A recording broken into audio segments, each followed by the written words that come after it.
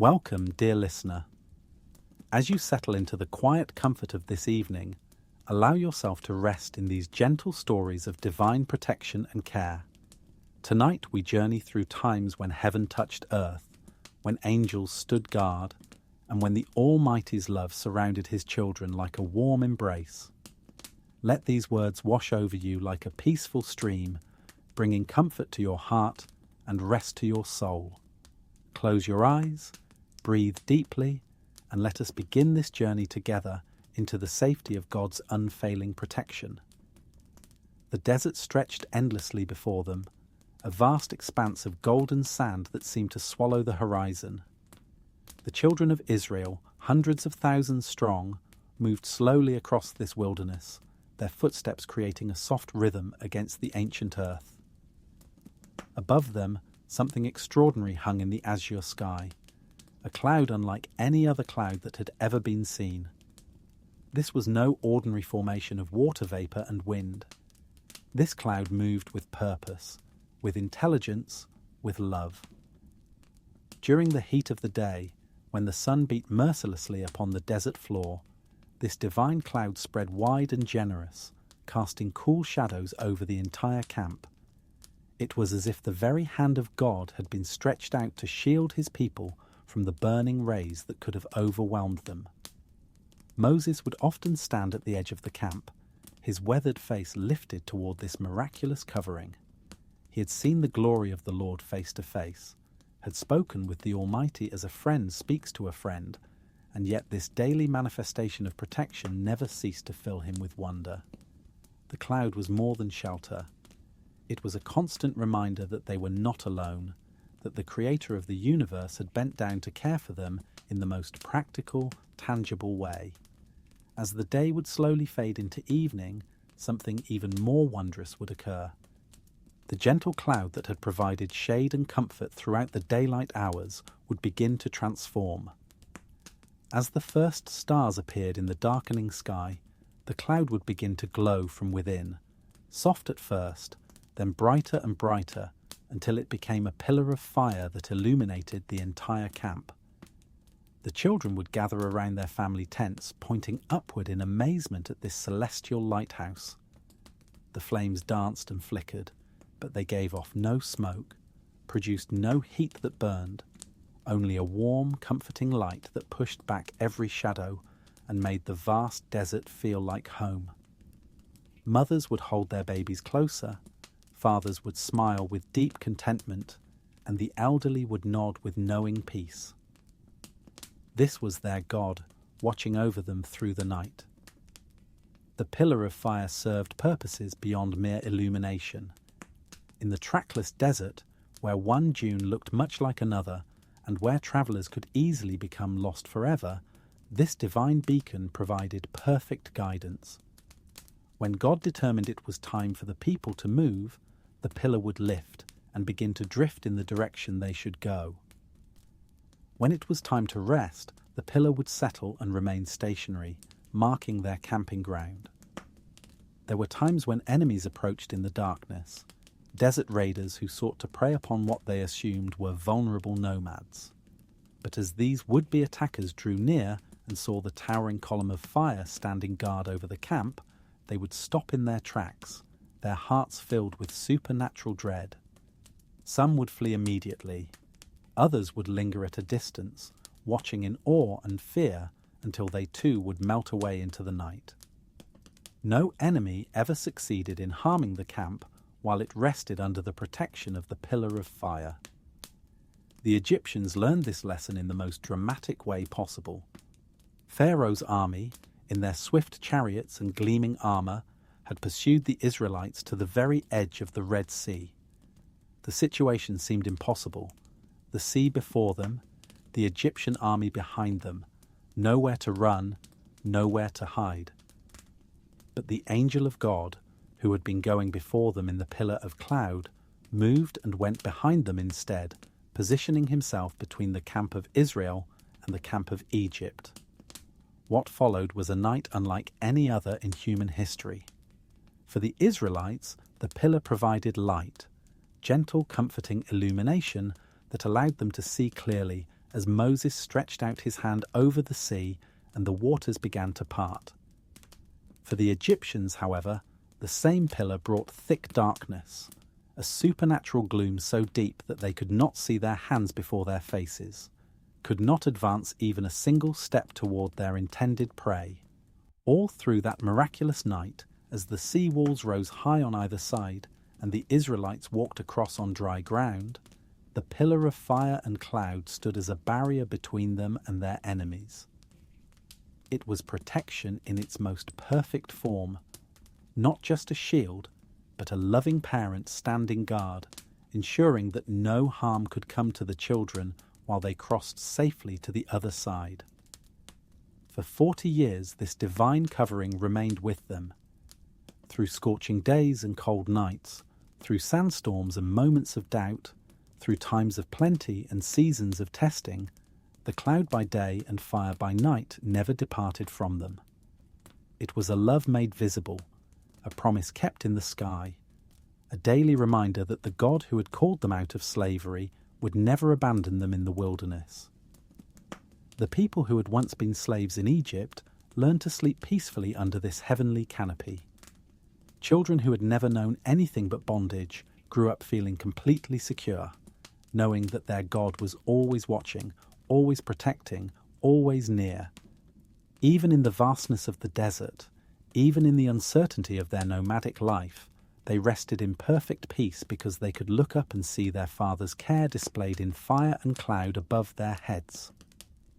Years later, when these same children had become adults and entered the Promised Land, they would tell their own children and grandchildren about those desert days. They would speak of morning awakenings under the cool shadow of the cloud, of evening meals shared in the warm glow of the pillar of fire. They would describe the absolute security they had felt, knowing that the same God who controlled the movements of the sun and stars was personally involved in guiding their daily steps and guarding their nightly rest. The memory of this protection would become a cornerstone of their faith, a foundation stone upon which future generations would build their trust in God's unfailing care. When troubles came, when enemies threatened, when the path ahead seemed unclear, they would remember the cloud and the fire, and their hearts would be comforted. They would know beyond any doubt that the same God who had sheltered their ancestors in the wilderness was still watching over them, still guiding their steps, still standing guard through the night. And so the desert journey continued, day after day, month after month, year after year, with the divine presence hovering above them like a protective umbrella of love. The cloud and fire were more than mere symbols or distant signs. They were the immediate, tangible presence of the Almighty, bent down to earth to walk with his people, to shelter them from harm, to light their way through the darkness, and to remind them with every sunrise and sunset that they were precious in his sight, cherished beyond measure, and safe in his everlasting arms. Centuries later, in another time of need, another man of God would discover that the same protective power that had guarded Israel in the wilderness was still at work in the world. The prophet Elisha lived in a small city called Dothan, where the morning air was crisp and clean, and where olive trees cast gentle shadows across the narrow streets. It was here that heaven would once again reveal its hidden army to eyes of faith. The king of Syria had been troubled for some time by the uncanny ability of the king of Israel to avoid every trap and ambush that was set for him. It seemed as though the enemy knew his every move before he made it, could anticipate his strategies before they were even fully formed. In frustration, the Syrian king called his servants together, demanding to know who among them was secretly loyal to Israel, who was passing along information that made all their military plans useless. One of his servants spoke up with trembling voice, explaining that it was not betrayal from within their own ranks, but rather the supernatural insight of a prophet named Elisha. This man of God, the servant said, could tell the king of Israel even the words that were spoken in the Syrian king's private bedchamber. It was divine revelation that made their enemy always one step ahead. When the Syrian king learned of Elisha's location in Dothan, he was determined to capture this troublesome prophet once and for all. But in his anger and frustration, he made a decision that revealed how little he understood about the spiritual realm. Rather than sending a small company of soldiers to arrest one man, he dispatched a great army, horses and chariots, and a host of warriors that surrounded the entire city under cover of darkness. As dawn broke over Dothan, Elisha's young servant was the first to venture outside. Perhaps he had gone to draw water from the well or to gather wood for the morning fire. But as he looked up from his simple task, his heart nearly stopped within his chest. Everywhere he looked, to the north, south, east, and west, he saw the gleaming armour and weapons of enemy soldiers. Chariots formed imposing lines along every road leading out of the city. Mounted warriors held their positions at strategic points, their spears catching the early light like deadly stars. The young man ran back to the house where Elisha was staying, his breath coming in short gasps, his face pale with terror. "Alas, my master," he cried out as he burst through the door. "What shall we do?" The situation seemed utterly hopeless. They were trapped, outnumbered by thousands, with no possibility of escape. Surely this would be the end for both of them. But Elisha's response was not what the young man expected. The prophet looked up from his morning prayers with eyes that sparkled with complete peace, with a calmness that seemed almost impossible given the circumstances. "Do not fear," Elisha said gently, his voice carrying the deep assurance of one who had seen beyond the veil that separates the physical world from the spiritual realm. "For those who are with us are more than those who are with them." The young servant looked at his master in bewilderment. Had the old prophet lost his mind? Had the stress of the situation caused him to become delusional? They were only two men, an aging prophet and his young helper, surrounded by what appeared to be the entire Syrian army. How could Elisha possibly say that those who were with them were greater in number than their enemies? But Elisha understood his servant's confusion, and his heart was filled with compassion for the young man's fear. He had walked with God long enough to know that the most important realities are often invisible to natural eyes, that the most powerful forces in the universe operate beyond the range of human sight. And so, with the tenderness of a father teaching his child, Elisha lifted his face toward heaven and offered a simple but profound prayer. "Lord," he said, his voice quiet but filled with absolute faith, "I pray, open his eyes that he may see." It was not a desperate plea born of panic, but rather a gentle request that his young companion might be granted the same spiritual vision that Elisha himself had learned to rely upon. The prophet knew that once his servant could see what was really there, all fear would disappear, replaced by the same supernatural peace that filled his own heart. What happened next would be burned into the young man's memory for the rest of his life. As Elisha's prayer rose to heaven, it was as though scales fell from the servant's eyes, as though a curtain that had always hung between him and the spiritual realm was suddenly pulled aside. The physical scene remained exactly the same. The Syrian army was still there in all its intimidating strength, but now he could see so much more. The mountains around Dothan were full of horses and chariots of fire, not the crude metal and wood contraptions of earthly armies, but vehicles of pure light and power that radiated the glory of heaven itself. These chariots moved with graceful purpose, their wheels turning like burning gems, their very presence causing the air to shimmer with divine energy. And driving these magnificent chariots, standing ready for battle in perfect formation, was the army of the Lord. These were not ordinary soldiers, but angels in their full glory and power. Their faces shone with the light of heaven, their garments gleamed whiter than fresh snow, and their eyes burned with holy fire. Each one stood taller and stronger than any earthly warrior. Each one carried weapons that could split mountains and command the very forces of nature.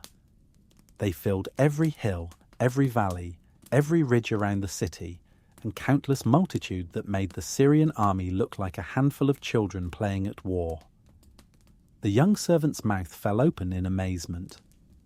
Where moments before he had seen only death and defeat, he now saw victory and protection on a scale that defied imagination.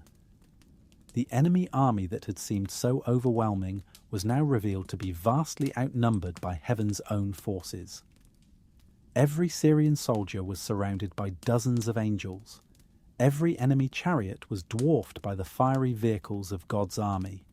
But these heavenly warriors were not there merely for show. They stood ready to act at a single word from their commander, prepared to defend the man of God with power that could reshape the very landscape if necessary. Their presence was not passive, but actively protective, a living wall of divine strength that no earthly force could penetrate. The young servant realized with growing wonder that he and Elisha had never been in danger at all. They had been standing in the center of the most secure fortress in the universe. As the full reality of their protection sank in, the servant felt his fear melt away like mist before the morning sun. His trembling stopped, his breathing became calm and steady, and a smile of pure joy spread across his face. Now he understood why Elisha had been so peaceful, why the prophet had shown no concern about their seemingly desperate situation. When you can see the army of heaven arrayed for your defense, earthly troubles shrink to their proper size. Elisha watched his young companion's transformation with deep satisfaction. This was one of his greatest joys as a man of God, not just experiencing divine protection himself, but helping others to see and understand the faithful care of their heavenly Father. The prophet knew that this moment would mark a turning point in his servant's life, that never again would the young man look at difficult circumstances in quite the same way. What followed was almost anticlimactic after such a glorious revelation. Elisha prayed once more, this time asking God to strike the Syrian army with blindness. Not a harsh permanent blindness, but rather a temporary confusion that would render them helpless and harmless. As his prayer was answered, the great army that had seemed so threatening suddenly became like lost children, stumbling about in bewilderment, unable to recognize where they were or how to proceed. With gentle kindness that revealed the heart of God, Elisha went out to the confused soldiers and offered to lead them to the man they were seeking. Trusting in his voice, they followed him step by step along the road that led not to conquest, but to an encounter with the mercy and hospitality of the very people they had come to harm. When their sight was finally restored, they found themselves not in a position of advantage, but as guests at a great feast prepared by their former enemies. The Syrian king learned that day that there are some battles that cannot be won with chariots and swords, some people who cannot be conquered because they rest under the protection of one far greater than any earthly power. The army returned to their own land with a story that would be told for generations, a testimony to the reality of divine protection and the wisdom of choosing peace over warfare. But for Elisha's young servant, the greatest treasure was not the victory over their enemies, but the opened eyes that had allowed him to see the truth that had always been there.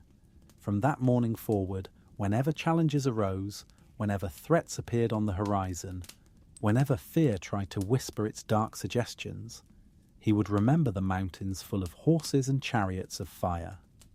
He would recall the vast army of heaven standing ready to defend the people of God, and his heart would be filled once more with perfect peace. This same divine protection, which had shielded Israel in the wilderness and revealed itself to Elisha's servant in the hills of Dothan, would manifest in yet another remarkable way in the great city of Babylon. Here, among the golden towers and hanging gardens, where the Euphrates River flowed through streets paved with precious stones, lived a man whose faithfulness to God would be tested in the most terrifying way imaginable. Daniel was no longer young when this trial came upon him. His hair had turned silver, his face bore the lines of wisdom earned through decades of service, and his eyes held the deep peace of one who had walked closely with the Almighty through every season of life. He had served kings and kingdoms with integrity, had interpreted dreams and visions with accuracy, and had maintained his devotion to the God of Israel even in a foreign land where other gods were worshipped and honoured. The king at this time was Darius the Mede, a ruler who had come to respect and trust Daniel above all his other advisors. The old prophet's wisdom was unmatched, his honesty was beyond question, and his administrative abilities had proven invaluable in governing the vast Persian Empire. So highly did Darius regard Daniel that he was considering placing him over the entire kingdom, making him second only to the king himself in authority and power. This possibility filled the other court officials with bitter jealousy.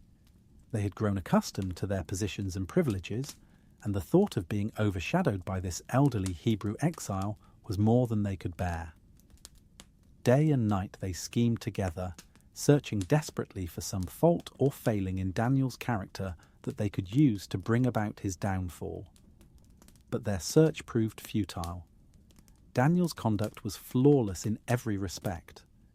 His business dealings were honest, his relationships were marked by integrity, his loyalty to the king was absolute, and his service was beyond reproach.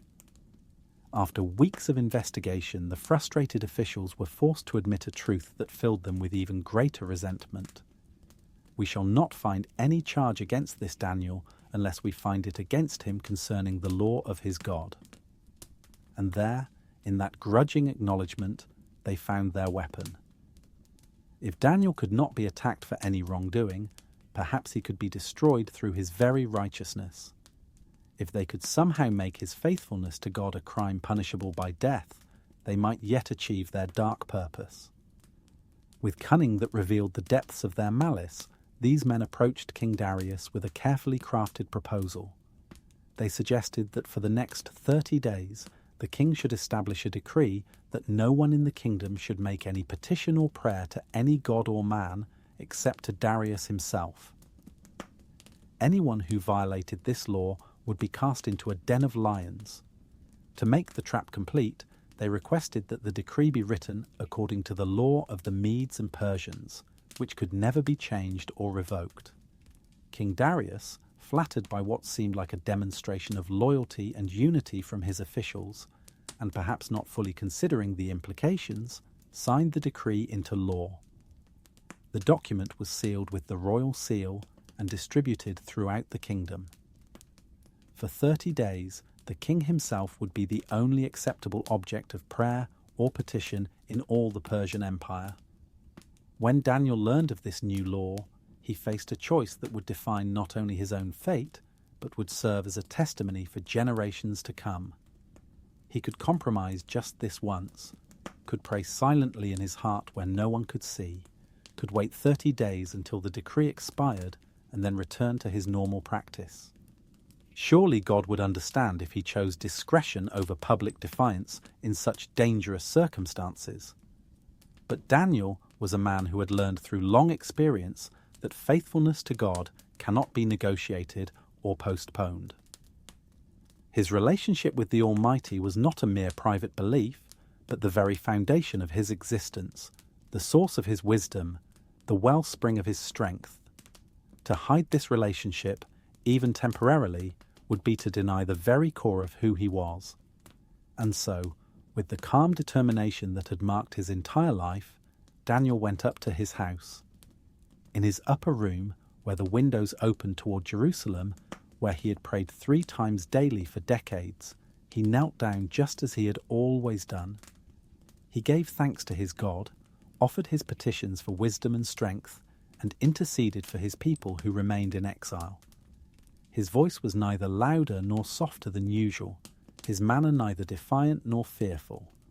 He simply continued to be who he had always been, a man of prayer, a servant of the Most High God.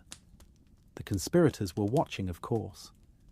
They had positioned themselves where they could observe Daniel's house, and when they saw him kneeling by his window in prayer, their hearts filled with triumphant malice.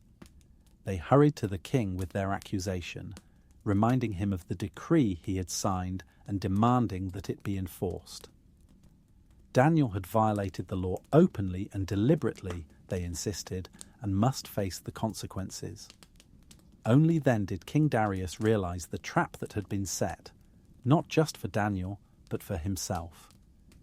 His heart was filled with anguish as he understood that his own vanity and carelessness had been used to endanger the one man in his kingdom whom he most trusted and valued. Throughout the day, he worked desperately to find some legal loophole, some way to save Daniel without violating the unchangeable law of the Medes and Persians. But his efforts were in vain. As the sun began to set, the conspirators returned to the king, pressing him to fulfill his legal obligation. "Know, O king," they said with barely concealed satisfaction, "that it is the law of the Medes and Persians that no decree or statute which the king establishes may be changed." With a heavy heart and trembling hands, Darius gave the order that Daniel should be cast into the den of lions. The lion's den was not merely a pit or cage, but an underground chamber carved from solid rock, with an opening at the top that could be sealed with a massive stone. It was here that the most dangerous criminals met their fate, where the fierce beasts were kept hungry and ready to devour any who were lowered into their domain. The very mention of this place struck terror into the hearts of even the bravest men. As Daniel was led to this place of execution, King Darius walked beside him, his face etched with grief and remorse. Just before the old prophet was lowered into the den, the king spoke words that revealed both his anguish and his hope. "Your God, whom you serve continually, he will deliver you." It was a prayer more than a statement, a desperate wish that the God of Daniel might prove stronger than the lions that waited below. The stone was rolled over the mouth of the den and sealed with the king's own signet ring and the rings of his nobles, ensuring that no human hand could interfere with whatever would happen in that dark chamber. Then, as night fell over Babylon, an extraordinary vigil began. Above ground, King Darius returned to his palace but could find no rest. He refused food, dismissed his entertainers, and spent the long hours pacing the floors, unable to sleep, tormented by thoughts of what might be happening in the lion's den. But below, in the darkness of that rocky chamber, something far different from what anyone expected was taking place. As Daniel's feet touched the floor of the den, he found himself not alone with savage beasts, but in the presence of an angel of the Lord. The divine messenger, radiant with heavenly light, had come at the command of the Most High to shut the mouths of the lions.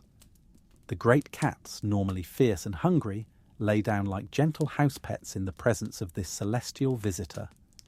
Their powerful jaws, capable of crushing bones with ease, remained firmly closed. Their sharp claws, which could tear a man apart in moments, remained sheathed. They behaved as though they were not predators at all, but rather guardians, protective companions keeping watch over God's faithful servant through the night. Daniel, far from being terrified, found himself filled with the same peace he had always known in prayer. The angel's presence transformed the lion's den from a place of death into a sanctuary, from a tomb into a prayer chamber.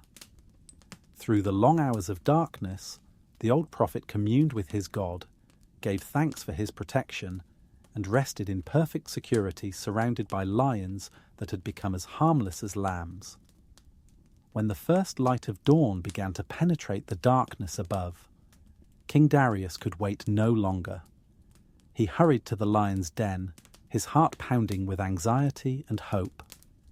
With trembling voice he called down into the depths, "Daniel, servant of the living God, has your God, whom you serve continually, been able to deliver you from the lions?" The response that echoed up from the den filled the king's heart with joy and amazement. Daniel's voice came clearly, strong and peaceful. "O king, live forever. My God sent his angel and shut the lions' mouths, so that they have not hurt me, because I was found innocent before him. And also, O king, I have done no wrong before you." With great haste and overwhelming relief, the king commanded that Daniel be lifted from the den. When the ropes brought him up into the morning light, those who gathered around could hardly believe what they saw.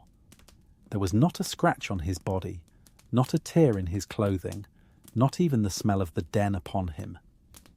He appeared as calm and dignified as if he had spent the night in his own comfortable bed, rather than in a chamber full of hungry lions. The king's joy quickly turned to righteous anger as he contemplated the evil plot that had nearly cost him his most trusted adviser. He commanded that those who had accused Daniel should be brought forward, along with their families, and cast into the same lion's den.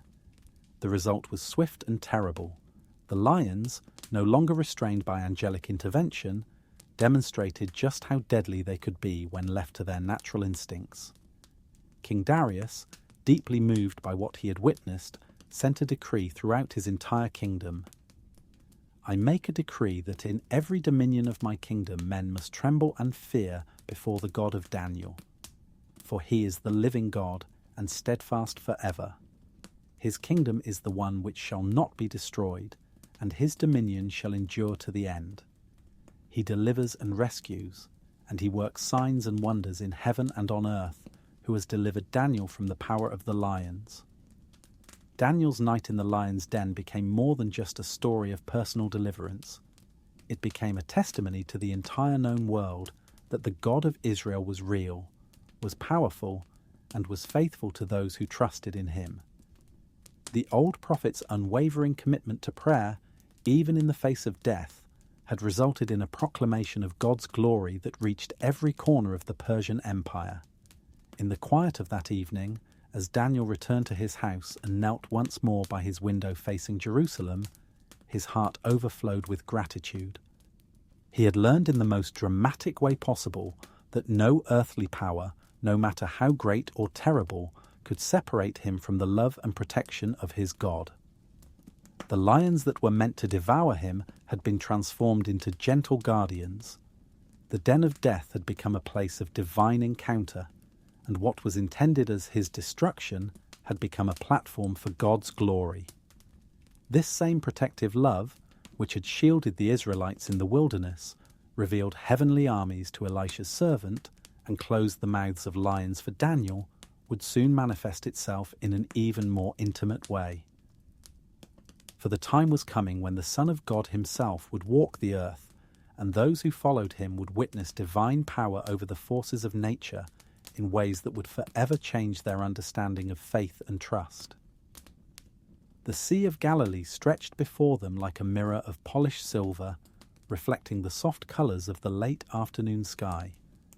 It was a beautiful body of water, nestled among rolling hills where olive trees and vineyards created a patchwork of green against the golden landscape. The disciples had made this journey across the lake many times before, their weathered hands skilled at handling the oars and sail of their fishing boat. The familiar rhythm of rowing, the gentle splash of water against the bow, the comfortable creaking of the wooden vessel, all of these sounds created a peaceful symphony that spoke of home and safety. Jesus had been teaching great crowds all day along the shoreline, his voice carrying clearly across the water as multitudes gathered to hear his words of life and hope. The parables he told painted pictures of God's kingdom that lingered in the heart long after the crowds dispersed, stories that revealed divine truths through images as simple and beautiful as scattered seed, growing mustard plants, and hidden treasure. But now, as evening approached, he turned to his disciples with a gentle suggestion that would lead them into one of the most memorable nights of their lives. "Let us cross over to the other side," Jesus said simply, his eyes reflecting the same peace that marked all his words and actions. There was nothing in his manner to suggest that this would be anything other than a routine journey, nothing to indicate that they were about to encounter a situation that would test their faith and reveal his divine nature in unprecedented ways. As they pushed off from the shore and began their journey across the lake, other boats joined them, carrying people who were reluctant to see their beloved teacher depart. The little flotilla moved steadily across the calm waters, the disciples taking turns at the oars while Jesus settled himself in the stern of the boat. The day's teaching had been long and intense, and the physical form he had taken upon himself felt the weariness that comes to all human flesh. With the natural ease of complete trust, he lay his head upon a cushion and fell into deep, peaceful sleep. The disciples smiled to see their master rest so completely. They had learned to love this gentle aspect of his humanity, the way he could find refreshment in simple pleasures like food shared with friends, quiet moments in garden settings, and restful sleep after productive labour. Even as they recognized his divine power and authority, they treasured these reminders that he had truly become one of them, sharing their experiences and understanding their needs from the inside. For the first hour or so, the journey proceeded exactly as expected. The water remained calm, the breeze stayed gentle and favourable, and the boat moved smoothly toward their destination on the far shore. Some of the disciples talked quietly among themselves. Others sat in comfortable silence, and all felt the deep contentment that comes from being exactly where you belong, doing exactly what you were meant to do, in the company of those you love most. But the Sea of Galilee was known for its sudden changes, its ability to transform from peaceful serenity to dangerous turbulence with little warning. The lake sat in a basin surrounded by hills and valleys that could channel winds in unexpected directions, creating weather patterns that could catch even experienced fishermen off guard. What began as a gentle evening breeze started to strengthen, and the disciples noticed small whitecaps beginning to form on the water's surface. At first, this caused no particular concern. They had weathered many storms on these waters, had learned to read the sky and adjust their course accordingly. They simply pulled their cloaks more tightly around their shoulders and continued rowing, expecting to reach the other side before any serious weather could develop. But as the minutes passed, it became clear that this was not going to be an ordinary squall. The wind began to howl with increasing fury, driving before it clouds so dark they seemed to swallow the remaining daylight. The gentle swells that had rocked them pleasantly now grew into towering waves that lifted the boat high into the air before dropping it into deep troughs that seemed to threaten to swallow them entirely. Water began to splash over the sides, then to pour in with each successive wave, until the disciples found themselves not just fighting to make progress, but struggling simply to keep their vessel afloat. Lightning began to flash across the sky, illuminating the churning waters and revealing the full scope of their peril. Thunder rolled across the lake like the voice of some ancient giant, drowning out their shouts to one another as they worked frantically to bail water and maintain their position.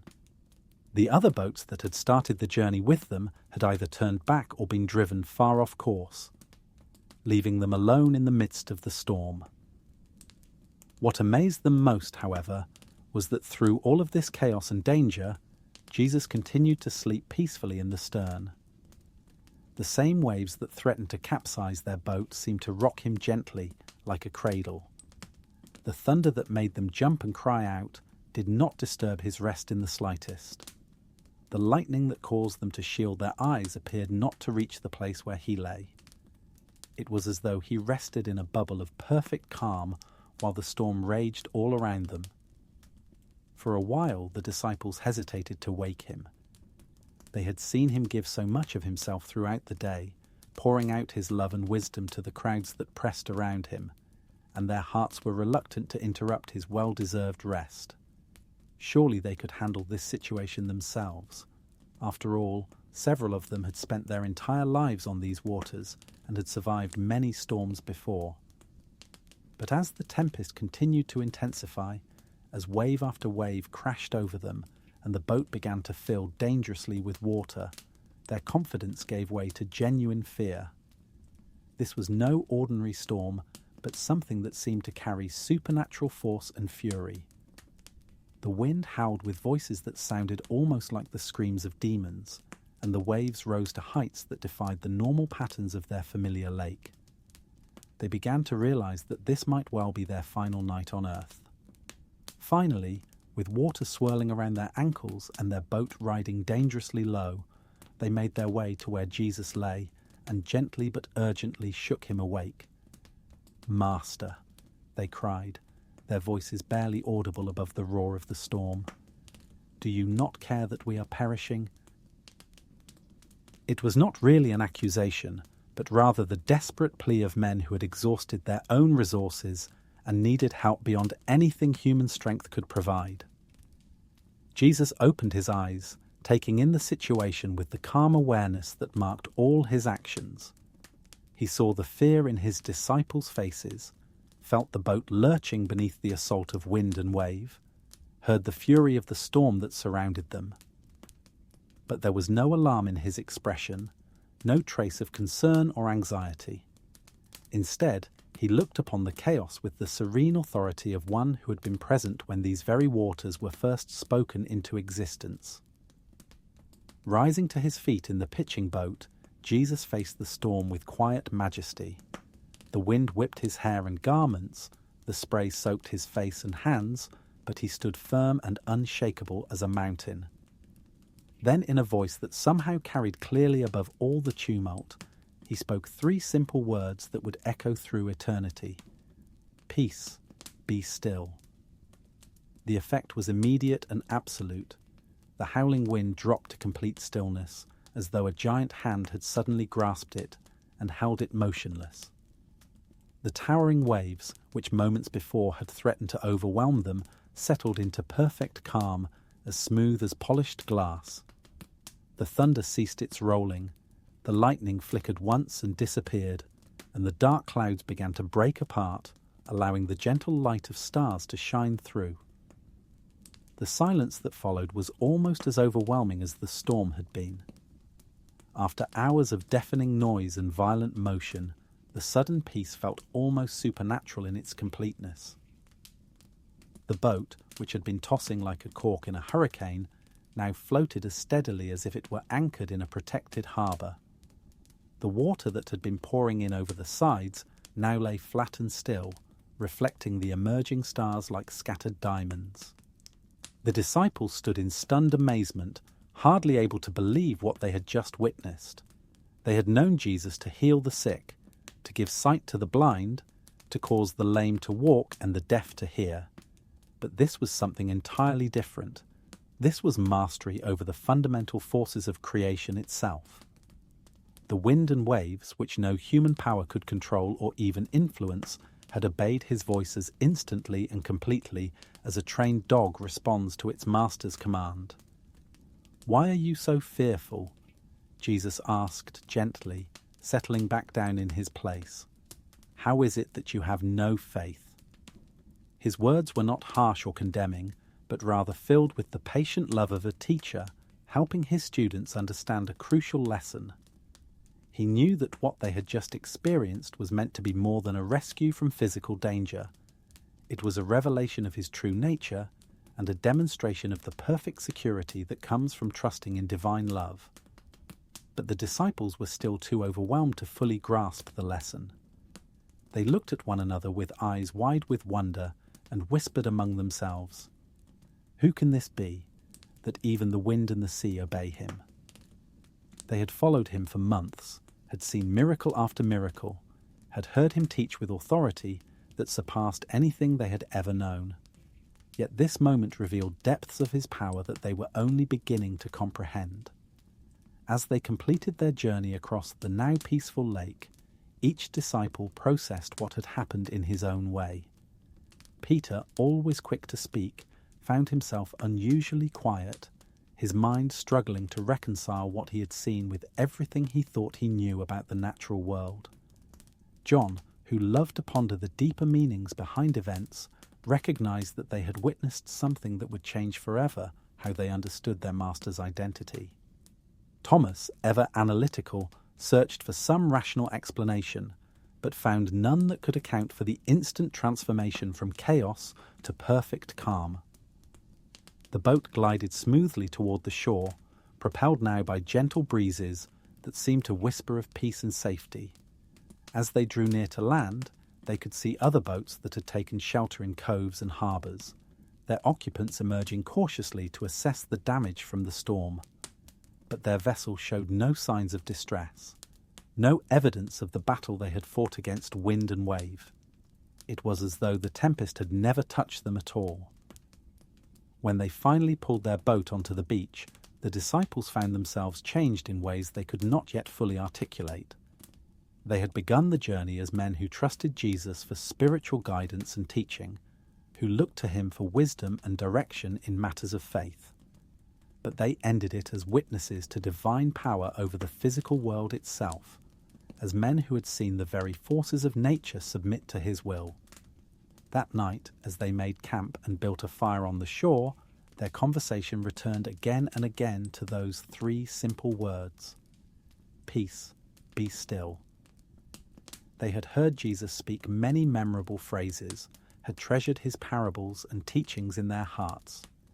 But these words carried a power and authority that went beyond human language into the realm of creative command, the same type of speech that had brought the world itself into being. In the years that followed, when the disciples faced their own storms, persecution, imprisonment, threats, and dangers of every kind, they would remember this night on the lake. They would recall how quickly chaos had been transformed into calm, how completely fear had been replaced by peace, how absolutely secure they were when they travelled in the company of the one who commanded even the wind and the waves. And in that remembrance, they would find courage to face whatever storms life might bring their way. These stories of divine protection, from the wilderness wanderings to the heavenly army, from the lion's den to the stilled storm, all find their most beautiful expression in the ancient song that has comforted countless hearts through the ages. It is a psalm born from deep experience, written by one who had discovered the secret place of the Most High and learned to abide under the shadow of the Almighty. He who dwells in the secret place of the Most High shall abide under the shadow of the Almighty. These opening words paint a picture of intimacy and security that goes beyond mere physical protection. The secret place is not a location that can be found on any map, but rather a spiritual dwelling where the soul finds its home in God's presence. It is that quiet chamber of the heart where communion takes place, where fears are transformed into faith, where human weakness discovers divine strength. To dwell in this secret place means more than occasional visits or brief prayers in times of crisis. It speaks of a settled residence, a permanent address in the realm of divine love. Just as a bird builds its nest in the high branches where predators cannot reach, so the soul that has learned to dwell with God finds itself elevated above the reach of earthly troubles. Not removed from them entirely, but lifted to a perspective where they lose their power to terrorize and destroy. The shadow of the Almighty is not the fearsome darkness that earthly shadows might suggest, but rather the cool, protective shade that a great tree provides on a scorching day. When the desert sun beats mercilessly upon travellers, they seek out the broad canopy of an ancient oak or the spreading branches of a mighty cedar. In that shadow, they find relief from the heat, refreshment for their spirits, and strength to continue their journey. So it is with those who learn to abide under God's shadow. The burning pressures of life, anxiety, grief, uncertainty, danger, lose their overwhelming power when we position ourselves in the place of His protection. The shadow does not eliminate the sun, but it provides a refuge where we can find rest and renewal. In this place of refuge, the psalmist declares with confident faith, "I will say of the Lord, He is my refuge and my fortress. My God, in Him I will trust." This declaration is not a hopeful wish or a desperate plea, but a settled conviction born from tested experience. The word refuge brings to mind images of strong cities with high walls and well-defended gates, places where people could flee when enemies approached. But earthly refuges could be besieged, walls could be breached, gates could be battered down. The refuge that God provides, however, is impregnable and eternal, built not of stone and mortar, but of divine love and faithfulness. The image of a fortress speaks of strategic advantage, of elevated position that allows clear sight in all directions. From the ramparts of God's protection, The dangers that seem so overwhelming when viewed from ground level shrink to their proper proportions. What appeared to be an approaching army of troubles reveals itself to be manageable challenges that can be met with divine help. What looked like insurmountable obstacles become stepping stones to greater faith and deeper trust. Surely he shall deliver you from the snare of the fowler and from the perilous pestilence. Here the psalm shifts to specific promises of protection, beginning with the subtle dangers that trap the unwary. The fowler is a hunter who catches birds not through open confrontation, but through hidden traps and cleverly disguised snares. The bird, intent on finding food or following its normal path, steps unknowingly into a device that suddenly springs shut, capturing it before it can escape. Life is filled with such hidden snares, temptations that masquerade as opportunities, relationships that promise fulfillment but deliver bondage, decisions that seem wise on the surface but lead to destruction. The person who dwells in God's secret place develops a spiritual sensitivity that can detect these traps before stepping into them. Divine wisdom illuminates the path ahead, revealing the hidden dangers and providing safe passage through the moral minefield of human existence. The perilous pestilence speaks of those widespread calamities that sweep through communities, bringing disease, destruction, and death to great numbers of people. Throughout history, plagues have decimated populations, leaving behind empty houses and grieving survivors. But even in the midst of such widespread devastation, the psalm promises special protection for those who have made the Lord their dwelling place. This protection is beautifully illustrated in the next verse. He shall cover you with his feathers, and under his wings you shall take refuge. His truth shall be your shield and buckler.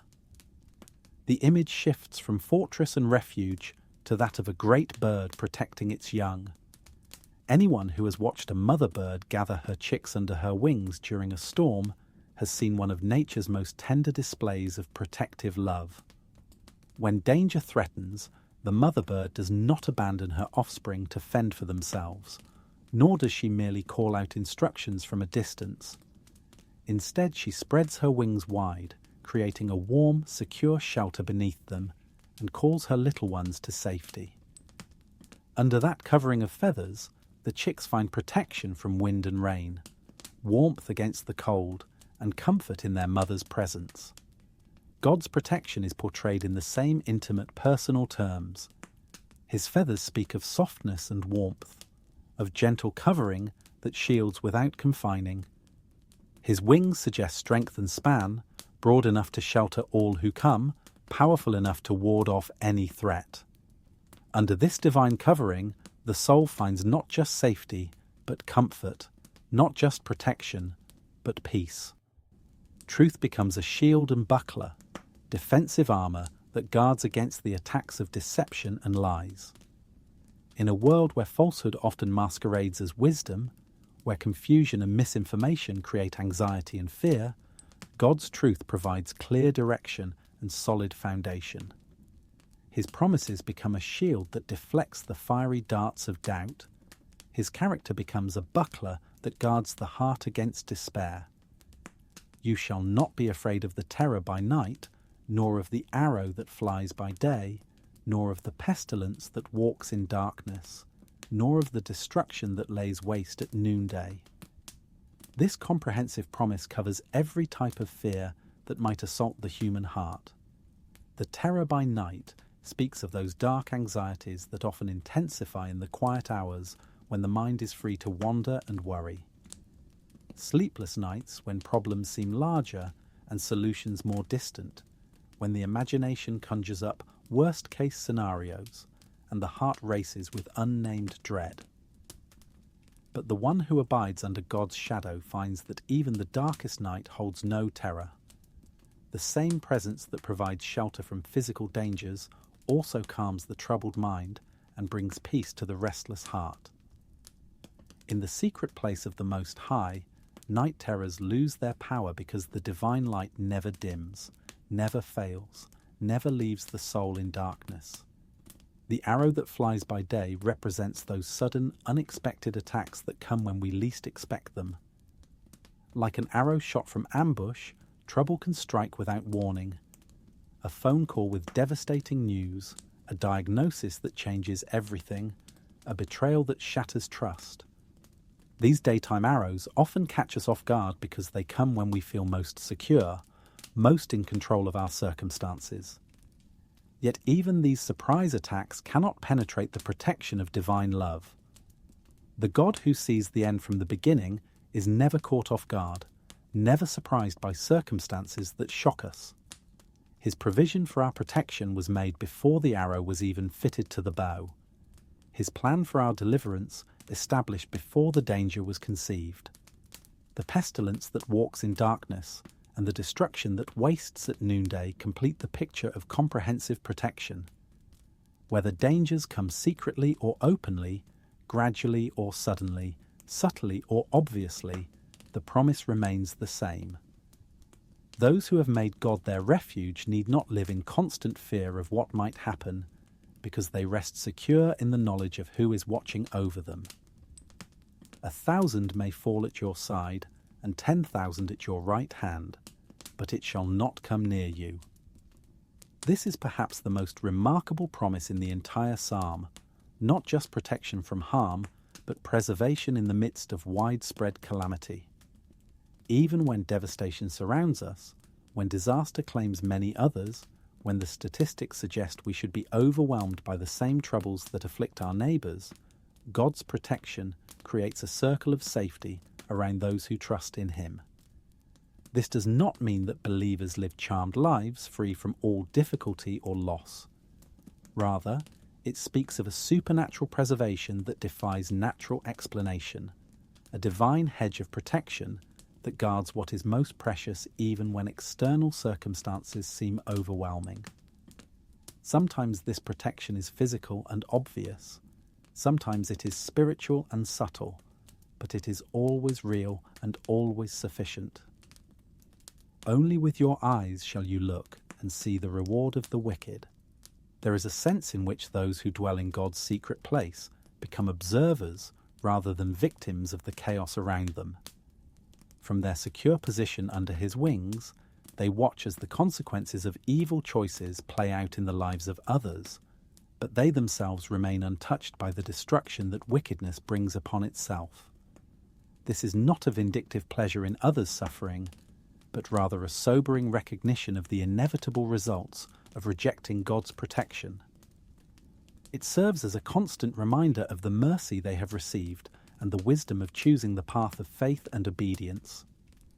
Because you have made the Lord, who is my refuge, even the Most High, your dwelling place.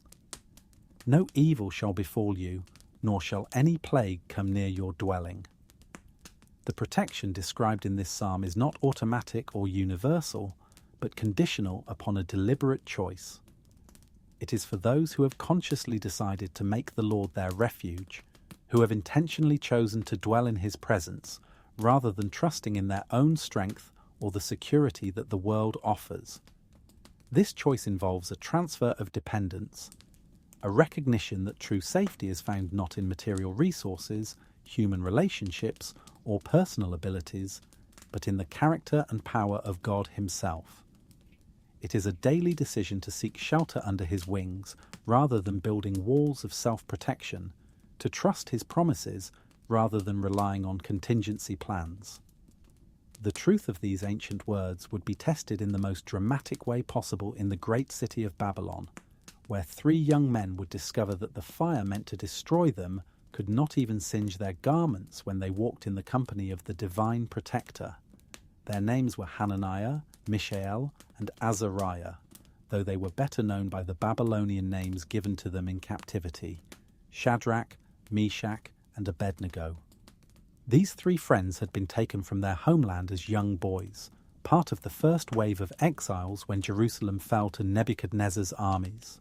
Along with their companion Daniel, they had been selected for special training in the royal court, chosen for their intelligence, their noble bearing, and their physical attractiveness. The Babylonian Empire had a practice of taking the brightest young minds from conquered nations and moulding them into loyal servants of the king, believing that this strategy would both strengthen their own administration and weaken potential resistance in the occupied territories. But while their bodies had been brought to Babylon and their minds trained in Chaldean wisdom, their hearts remained anchored to the God of their fathers. Through all the years of foreign education, through the pressure to conform to pagan customs, through the daily temptations to compromise their faith for the sake of advancement and acceptance, these young men had maintained their devotion to the Lord. They had learned to navigate the complex political and social landscape of the Babylonian court while never abandoning the principles that defined their identity as children of the Most High. King Nebuchadnezzar, meanwhile, had grown increasingly proud and magnificent in his own estimation. His military conquests had expanded the empire to unprecedented size. His building projects had made Babylon the wonder of the world, and his wealth had accumulated to almost unimaginable proportions. The hanging gardens, the massive city walls, the magnificent palaces, all of these testified to his power and glory. But for Nebuchadnezzar, even these achievements were not sufficient to satisfy his hunger for recognition and worship. The king conceived a plan that would demonstrate his supreme authority over all his subjects, regardless of their nationality or religious background. He commanded that a great image be constructed, an idol of gold that would stand 90 feet high and 9 feet wide on the plain of Dura. This massive statue, gleaming in the Mesopotamian sun, would serve as a focal point for empire-wide worship, a symbol of unity under his absolute rule. When the image was completed, Nebuchadnezzar sent word throughout his vast kingdom that all officials, administrators, and leaders should gather for the dedication ceremony. They came from every corner of the empire: governors and deputy governors, captains and judges, treasurers and councillors, sheriffs and rulers of provinces. The assembled crowd represented dozens of nations and cultures, a magnificent display of the diversity and extent of Babylonian power. The ceremony itself was designed to be overwhelming in its grandeur.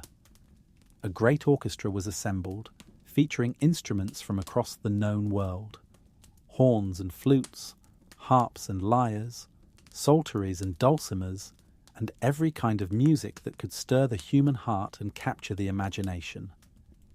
When this symphony began to play, the sound would carry across the plain like rolling thunder, impossible to ignore or resist. The king's herald stepped forward and proclaimed the royal decree in a voice that carried to the farthest edges of the gathered multitude. To you it is commanded, O peoples, nations, and languages, that at the time you hear the sound of the horn, flute, harp, lyre, and psaltery in symphony with all kinds of music, you shall fall down and worship the gold image that King Nebuchadnezzar has set up. And whoever does not fall down and worship shall be cast immediately into the midst of a burning fiery furnace. The threat was not an empty one. Near the great image, a furnace had been constructed and fired to incredible heat. The flames that roared from its mouth could be seen from a great distance, and the heat radiating from it was so intense that no one could approach within many yards without discomfort. This was to be the fate of any who dared to defy the royal command: immediate execution in the most painful and terrifying manner imaginable. When the moment came and the great orchestra began to play, the sight was indeed magnificent to behold. Thousands upon thousands of people, representing every nation under Babylonian rule, fell to their faces before the golden image. The plain of Dura became a sea of prostrate forms, a visual demonstration of absolute submission to the will of King Nebuchadnezzar. From his elevated position, the king could look out with satisfaction at this display of universal homage to his authority. But there were three figures who remained standing. In the midst of that vast crowd of bowing worshippers, Shadrach, Meshach, and Abednego stood upright, their faces calm, their posture respectful but unbending. They made no dramatic gestures, spoke no words of defiance, created no disturbance. They simply remained standing while everyone around them bowed, as quiet and unmovable as mountains, while the sea of humanity surged and bowed at their feet. It did not take long for this act of non-compliance to be noticed and reported to the king. Certain Chaldeans, perhaps motivated by jealousy over the positions these young Hebrews held in the government, or perhaps simply eager to curry favour with Nebuchadnezzar, hurried to bring accusation against the three friends. They reminded the king of his absolute decree and pointed out that these men, whom he had set over the affairs of the province of Babylon, had shown complete disregard for his command. When Nebuchadnezzar heard this report, his reaction was swift and furious. These were not unknown rebels or foreign agitators, but men he had personally promoted and trusted, men who had served faithfully in his administration for years. Their defiance felt like personal betrayal, and his rage burned hot as the furnace itself.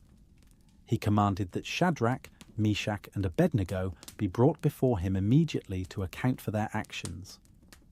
Standing before the angry king, the three friends remained as calm and composed as they had been on the plain. There was no trembling in their voices, no pleading for mercy, no attempt to negotiate or find some compromise that might save their lives while preserving their conscience. Nebuchadnezzar, perhaps hoping that they had simply misunderstood the situation or failed to hear the music clearly, gave them one more opportunity to comply with his command. "Is it true," he demanded, "that you do not serve my gods or worship the gold image which I have set up? Now if you are ready at the time you hear the sound of the horn, flute, harp, lyre, and psaltery in symphony with all kinds of music, and you fall down and worship the image which I have made, good. But if you do not worship, you shall be cast immediately into the midst of a burning fiery furnace. And who is the God who will deliver you from my hands?" That final question revealed the heart of the issue. This was not merely about political loyalty or social conformity, but about ultimate authority. Nebuchadnezzar was claiming the right to command not just the actions of his subjects, but their worship, their deepest allegiance, their souls. He was positioning himself as supreme over all gods, challenging any deity to prove greater power than his own. The response of the three friends was immediate, respectful, and absolute. "O Nebuchadnezzar, we have no need to answer you in this matter. If that is the case, our God whom we serve is able to deliver us from the burning fiery furnace, and he will deliver us from your hand, O king. But if not, let it be known to you, O king, that we do not serve your gods, nor will we worship the gold image which you have set up." This answer revealed the depth of their faith and the completeness of their trust. They affirmed their confidence that God could deliver them from the furnace. They had no doubt about his power to perform such a miracle. But even if he chose not to intervene, even if they were destined to die in the flames, their decision would remain the same. Their obedience to God was not conditional upon his delivering them from consequences, but was rooted in his worthiness to be obeyed regardless of the cost. Nebuchadnezzar's fury reached new heights at this response. His face became distorted with rage, and he commanded that the furnace be heated 7 times hotter than usual. The flames that had already been burning fiercely now roared with such intensity that they could be heard from a great distance, and the heat became so extreme that even the strongest men in the army hesitated to approach. But the king's command was absolute. He ordered his most mighty soldiers to bind Shadrach, Meshach, and Abednego and cast them into the furnace. The three friends were still wearing their full court attire, their coats and trousers, their turbans and other garments, as they were tied with strong ropes and carried toward the mouth of the furnace. What happened next was so incredible that it defied all natural explanation. The soldiers who carried the prisoners to the furnace were themselves killed by the intense heat before they could complete their task, falling dead as they approached the opening. But Shadrach, Meshach, and Abednego, still bound with ropes, fell down into the midst of the flames and disappeared from sight. King Nebuchadnezzar, watching from his safe distance, expected to see the matter concluded within moments. No human being could survive such heat, and certainly not the additional time it would take for the flames to consume their bodies completely. But as he gazed into the furnace, his expression changed from satisfaction to amazement, then to something approaching fear. "Did we not cast 3 men bound into the midst of the fire?" he asked his counselors urgently. When they confirmed that this was indeed the case, the king stood up in great excitement and pointed into the furnace. "Look," he exclaimed, "I see 4 men loose, walking in the midst of the fire, and they are not hurt, and the form of the 4th is like the Son of God." What Nebuchadnezzar witnessed in that furnace would remain one of the most remarkable sights in all of human history. The 3 friends were not only alive but free from their bonds, walking about in the flames as comfortably as they might stroll through a garden. The ropes that had bound them had been burned away, but their bodies, their hair, their clothing remained completely untouched by the fire. And with them walked a 4th figure, one whose appearance was so magnificent, so obviously divine, that even the pagan king recognized him as supernatural. This 4th person in the fire was the same divine presence that had led Israel through the wilderness, the same angel who had shut the lions' mouths for Daniel, the same Son of God who would one day walk the shores of Galilee and calm the storms on the sea. He had come down into the furnace to be with his faithful servants, to demonstrate that no earthly power could separate them from his love and protection. The fire that was meant to destroy them became instead a place of divine fellowship. The furnace that was intended as their tomb became a sanctuary where they walked with God himself. The flames that should have consumed them in agony could not even warm them uncomfortably, for they were surrounded by the presence of one who had power over every element of creation. After watching this incredible sight for some time, Nebuchadnezzar came as near to the mouth of the furnace as the heat would allow, and called out, "Shadrach, Meshach, and Abednego, servants of the Most High God, come out and come here." His tone had changed completely from the rage and authority he had displayed earlier.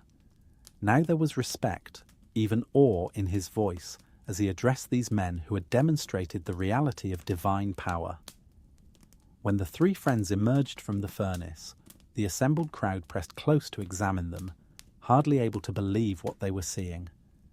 Not a hair of their heads was singed, their garments showed no signs of burning, and they did not even carry the smell of smoke upon them.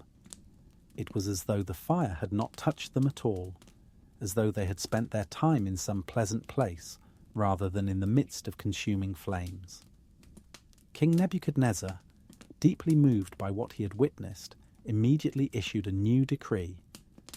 "Blessed be the God of Shadrach, Meshach, and Abednego, who sent his angel and delivered his servants who trusted in him, and they have frustrated the king's word and yielded their bodies, that they should not serve nor worship any god except their own God. Therefore I make a decree that any people, nation, or language which speaks anything amiss against the God of Shadrach, Meshach, and Abednego shall be cut in pieces, and their houses shall be made an ash heap, because there is no other God who can deliver like this." The 3 friends were not only restored to their positions in the government, but promoted to even greater honor. Their faithfulness in the face of death had resulted not only in their own deliverance, but in the recognition of God's supremacy throughout the Babylonian Empire. What had begun as a test of their loyalty to God had become a powerful testimony to his faithfulness and protection that reached every corner of the known world. This same divine care that protected the faithful in the furnace had been at work from the very beginning of human history, reaching out with tender compassion to those who found themselves alone and abandoned in the wilderness places of life. Such was the experience of a young Egyptian woman whose story reveals how the God of Abraham extends his protection even to those who might seem forgotten by the world. Her name was Hagar, and she had known both privilege and hardship in her young life. As a servant in the household of Abraham and Sarah, She had lived among people of wealth and position, had witnessed firsthand the blessings that came upon those who walked with the God of heaven. But she had also experienced the painful reality of being caught between competing loyalties, of finding herself in an impossible situation not of her own making. The household of Abraham had been blessed beyond measure in many ways, but there was one shadow that fell across their prosperity: the absence of the child that God had promised. Years had passed since the Lord had first told Abraham that his descendants would be as numerous as the stars in the sky, yet Sarah remained childless. As she watched the seasons come and go, as she saw her body aging beyond the natural years of childbearing, doubt began to creep into her heart about whether God's promise would ever be fulfilled. In her impatience and pain, Sarah had devised a plan that was common in their culture but would lead to heartbreak for everyone involved. She suggested that Abraham take Hagar as a secondary wife, hoping that through this union the promised heir might be born. It was a decision born of desperation rather than faith, an attempt to help God fulfill his promise through human wisdom and effort. Abraham, perhaps equally frustrated by the delay and uncertain about how God intended to work, agreed to Sarah's suggestion. And so Hagar, who had no choice in the matter, found herself thrust into a role that would forever change her life. When she conceived and began to carry Abraham's child, the dynamics in the household shifted dramatically. The young servant woman, now carrying the potential heir to Abraham's vast wealth and God's promises, began to look upon her mistress with less respect than before. This change in attitude, natural though it might have been, created a tension that made daily life almost unbearable. Sarah, already struggling with feelings of failure and inadequacy because of her inability to conceive, now found herself despised by her own servant. The very solution she had proposed to her problem had created an even more painful situation, and her heart burned with anger and resentment toward the young woman who carried the child she herself longed to bear.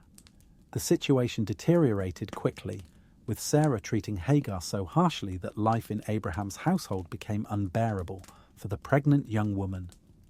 The very place that should have provided security and provision for her and her unborn child had become a place of cruelty and oppression. Finally, unable to endure any more mistreatment, Hagar made a desperate decision. She would flee into the wilderness, risking death in the desert, rather than continuing to live under Sarah's harsh treatment. The wilderness of Shur stretched endlessly before her, a vast expanse of rocky hills and sandy valleys where water was scarce and survival was uncertain even for experienced travellers. For a young woman alone, carrying a child and with limited supplies, it was essentially a death sentence. But in her pain and desperation, even the threat of dying alone in the desert seemed preferable to the daily humiliation and cruelty she had been enduring. As she walked through the barren landscape, her water supply quickly dwindling and her strength beginning to fail, Hagar must have wondered if she had made the right choice. The sun beat down mercilessly during the day, and the nights brought a cold that penetrated to her bones. Her feet became sore and bleeding from walking over rough stones, and her heart was heavy with the weight of abandonment and fear. But in her darkest hour, when it seemed that she and her unborn child would perish forgotten in the wilderness, Hagar discovered something that would change her understanding of God forever. She was not alone, and she was not forgotten. The same divine love that watched over Abraham and Sarah, that had protected the Israelites in their wilderness wanderings, that had shut the lions' mouths for Daniel, was actively seeking her out in her distress. She had stopped to rest by a spring of water on the way to Shur, perhaps the last source of refreshment she might find before the desert became completely barren. As she sat there, exhausted and overwhelmed, trying to summon the strength to continue her journey, or the courage to turn back, a figure appeared before her that she immediately recognized as supernatural. The angel of the Lord stood before her with a presence that radiated both power and compassion. His appearance brought no fear, but rather a sense of being truly seen and known for the first time in her life. Here was someone who understood her situation completely, who had sought her out not to condemn or judge, but to offer help and hope in her desperate circumstances. "Hagar, Sarah's maid," the angel said, addressing her by name and acknowledging her position without shame or condemnation. "Where have you come from, and where are you going?" It was not that he needed information, but rather that he wanted to give Hagar the opportunity to pour out her heart, to express the pain and confusion that had driven her to this desperate flight. "I am fleeing from the presence of my mistress Sarah," Hagar replied honestly, not trying to hide her circumstances or justify her actions, but simply stating the truth of her situation. In that simple confession, all the pain and injustice she had suffered found expression, and she discovered that she could speak freely to this divine visitor about the burdens she had carried alone. The angel's response was both practical and prophetic, offering immediate guidance for her present crisis, while also revealing God's long-term plan for her life and the life of her child. "Return to your mistress," he said gently, "and submit to her hand." This command might have seemed harsh, sending her back to the very situation she had fled, but it came with a promise that transformed everything. "I will multiply your descendants exceedingly," the angel continued, "so that they shall not be counted for multitude. Behold, you are with child, and you shall bear a son. You shall call his name Ishmael, because the Lord has heard your affliction. He shall be a wild man. His hand shall be against every man, and every man's hand against him, and he shall dwell in the presence of all his brethren." These words revealed several remarkable truths. First, God had been listening to her cries all along, even when she felt most alone and abandoned.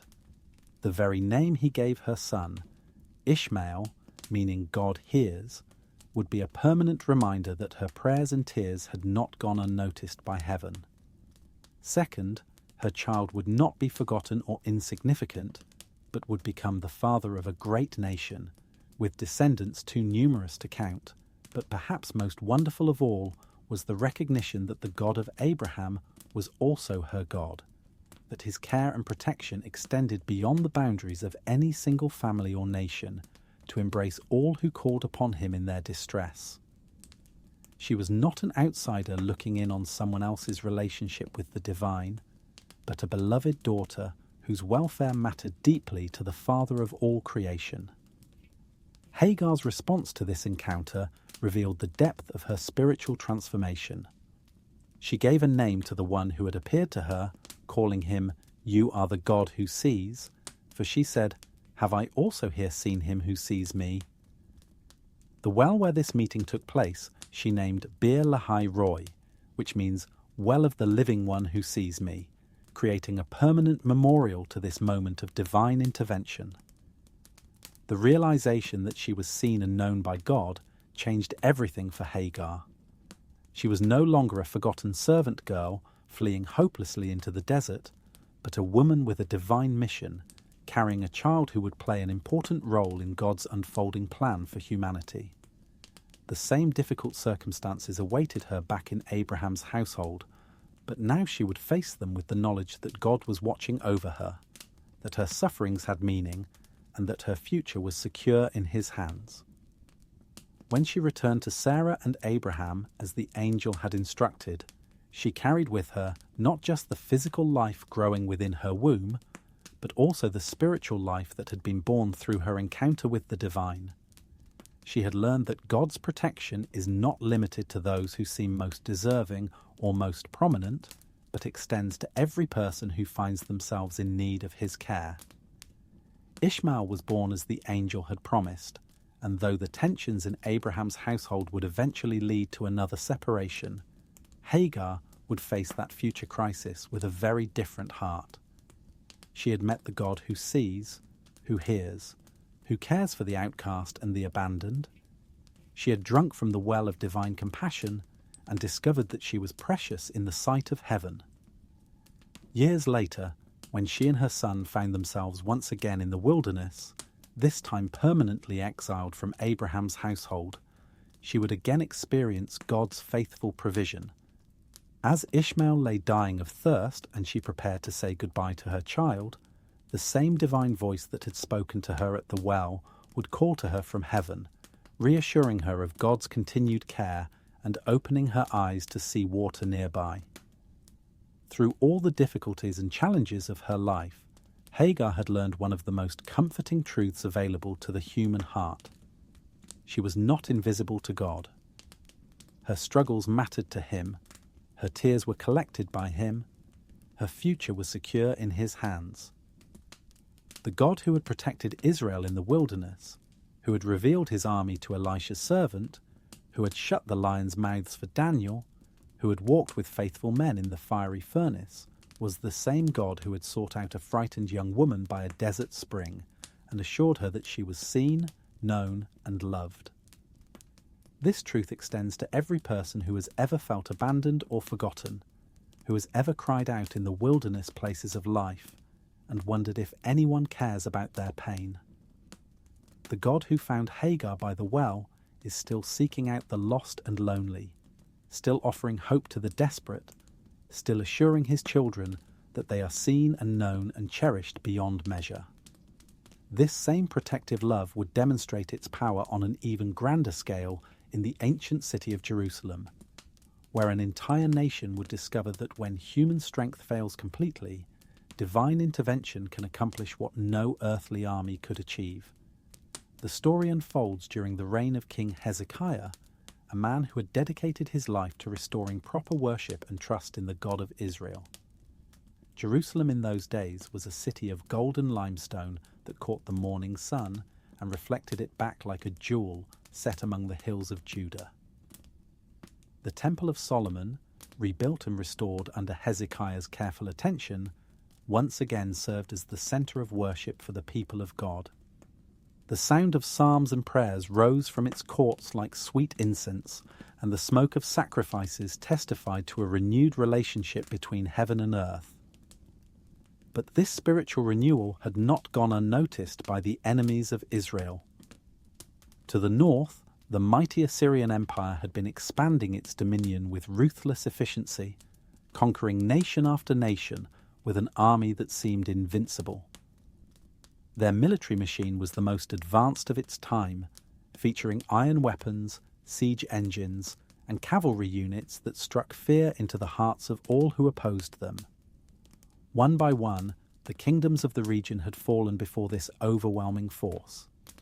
The Assyrian king at this time was Sennacherib, a ruler whose pride matched his military prowess and whose cruelty had become legendary throughout the ancient world. He had already conquered the northern kingdom of Israel, carrying away its people into captivity and leaving its cities in ruins.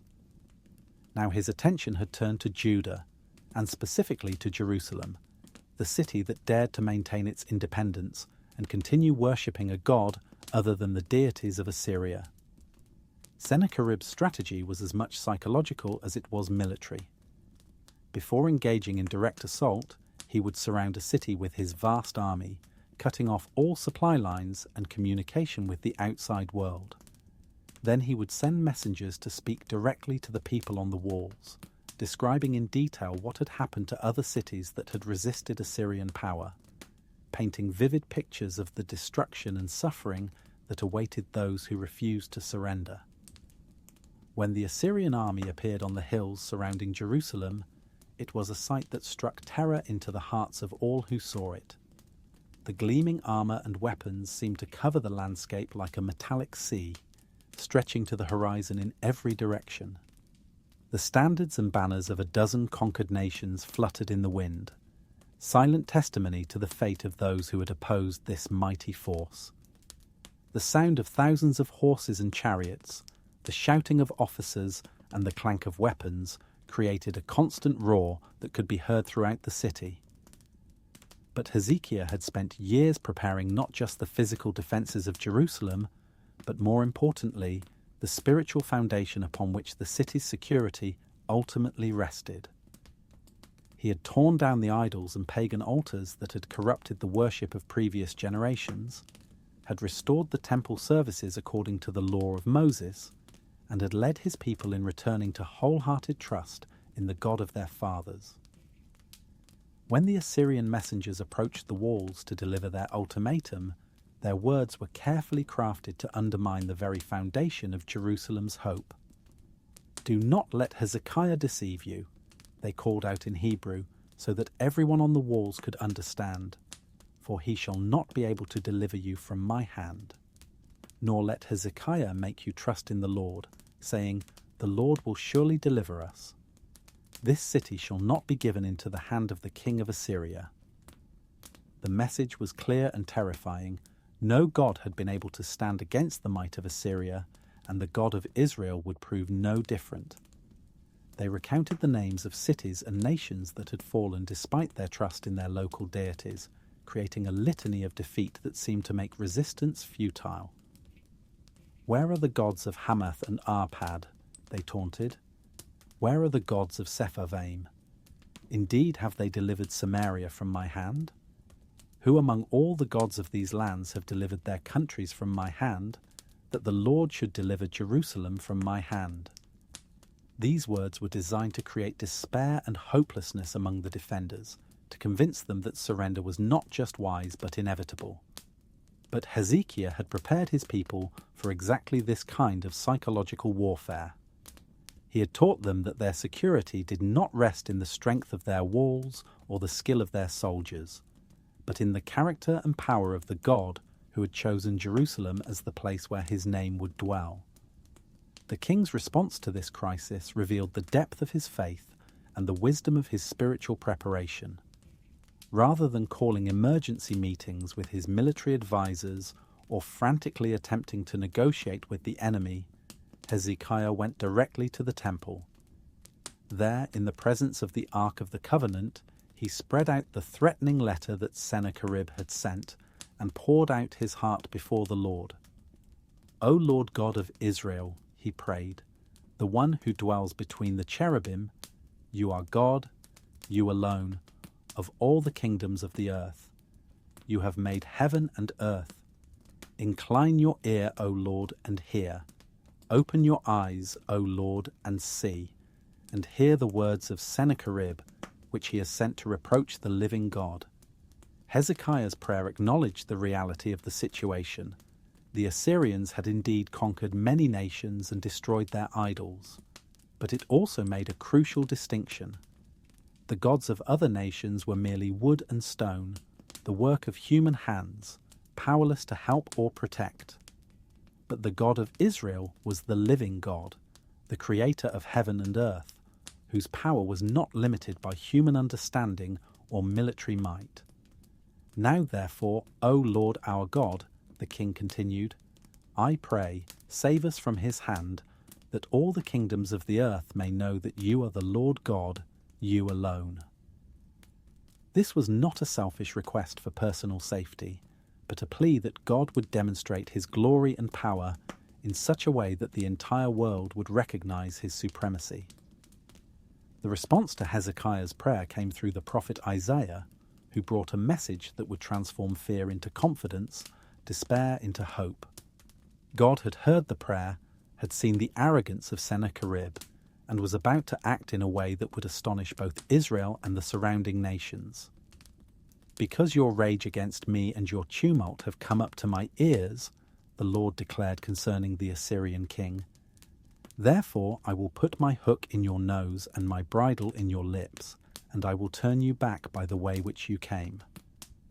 The image was one of complete control. Sennacherib, who thought himself the master of nations, was nothing more than a wild animal being led by divine restraint. The prophecy continued with specific promises about Jerusalem's protection. "Therefore thus says the Lord concerning the king of Assyria, he shall not come into this city, nor shoot an arrow there, nor come before it with shield, nor build a siege mound against it. By the way that he came, by the same shall he return, and he shall not come into this city, says the Lord.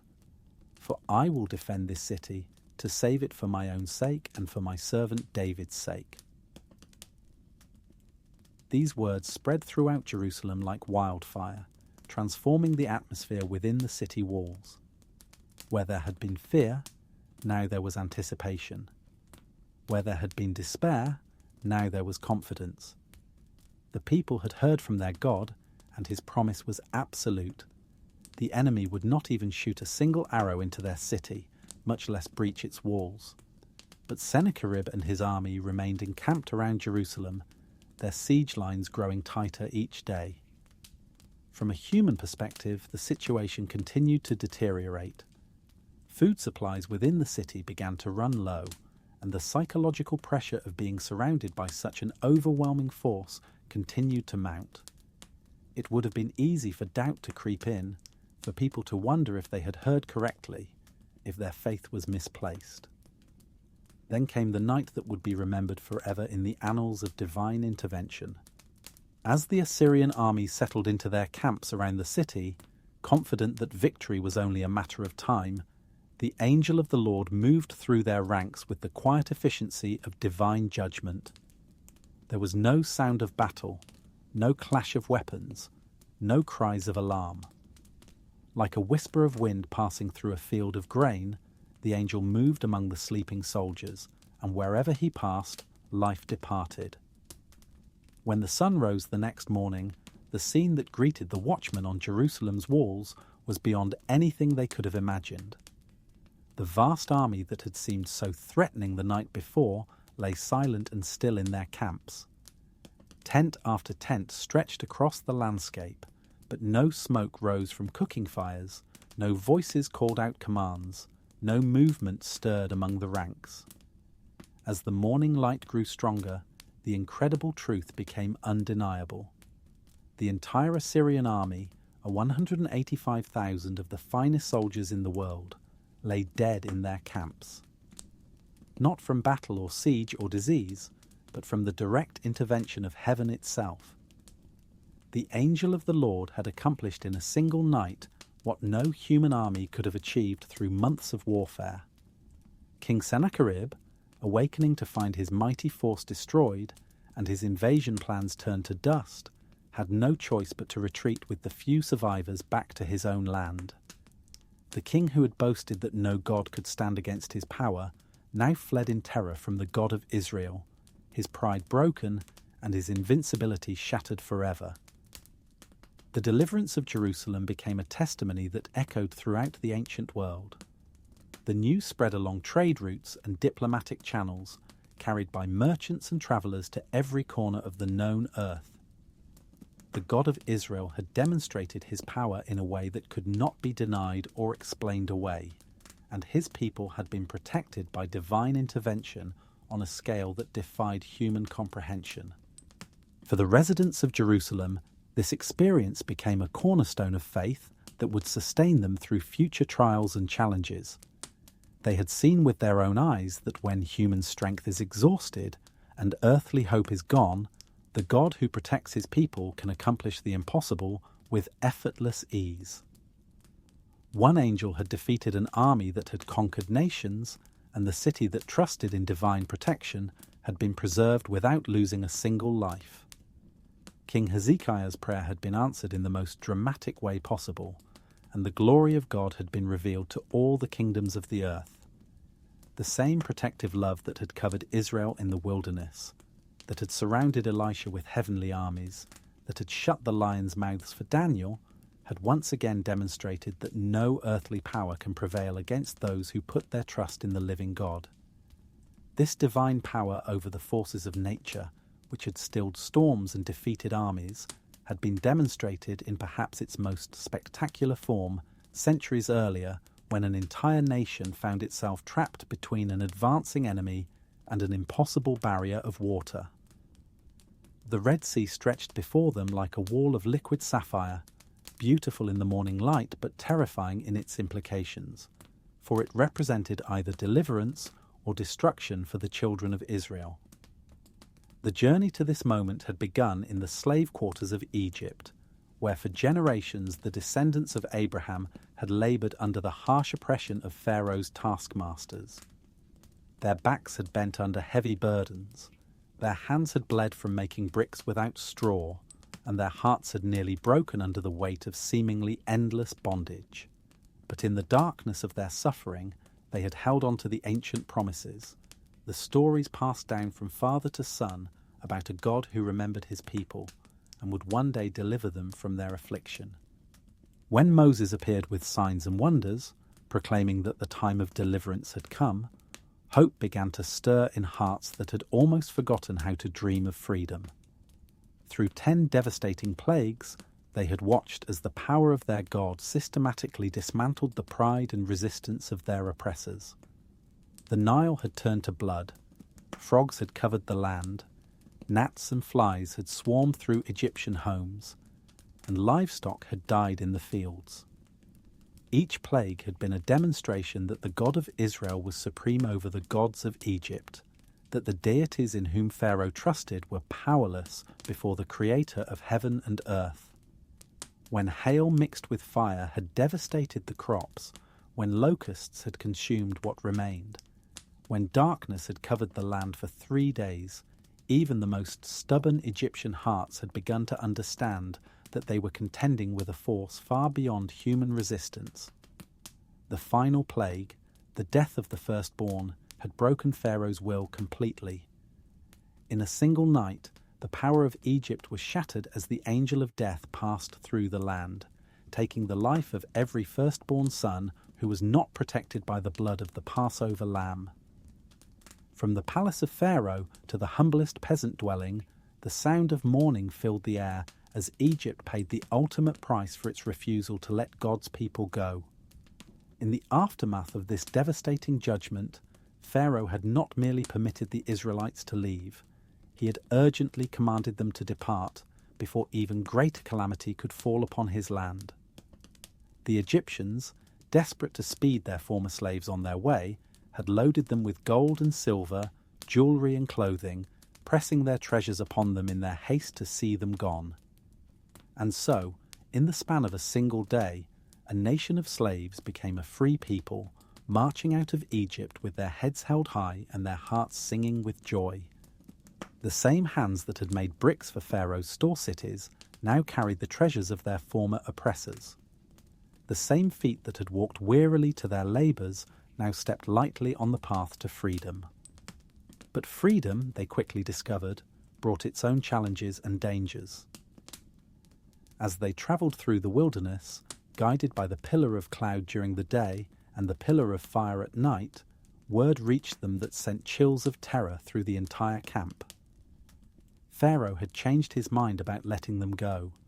In his rage and grief over the loss of his firstborn son, and in his realization of what the departure of the Hebrew slaves would mean for Egypt's economy, he had decided to pursue them and bring them back by force. The army that Pharaoh assembled for this pursuit was the finest military force in the ancient world.